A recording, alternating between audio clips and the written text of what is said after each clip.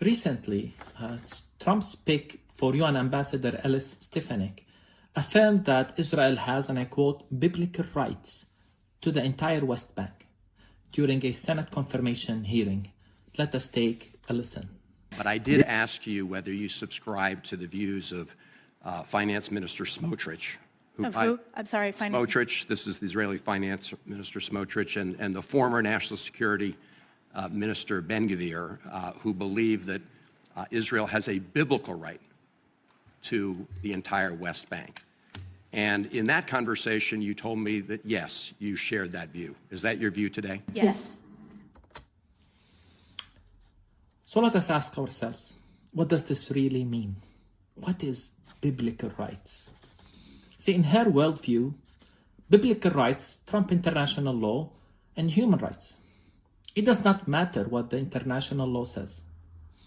It does not matter who lived in this land for generations and hundreds of years, maybe more, because to her the land belongs to the Jews because God gave it to them, according to her understanding of the Bible. And if Israel has to ethnically cleanse Palestinians from the West Bank or subjugate them to apartheid, so be it, because Israel has biblical rights, according to Stefanik. And according to this worldview, any Jew who lives in Brooklyn, Manhattan, or Miami can relocate to the West Bank, displace Palestinians from their land, and live in their homes maybe. Why?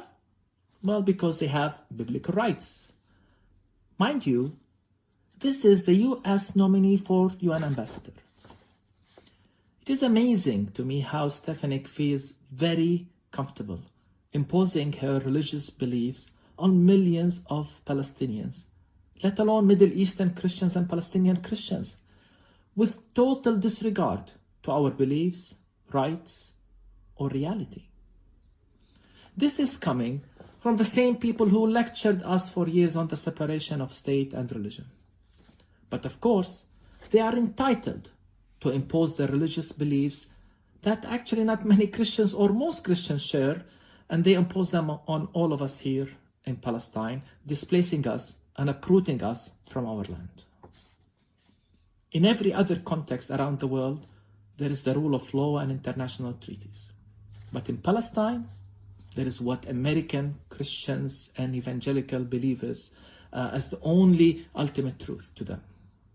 So they read the Bible in a literal, horizontal way with total disregard to theology, history, and they equate Israel of today with the Israel of the Bible and imposing all of this on all of us, that we must accept their interpretation, and of course, the impact it has on our daily lives.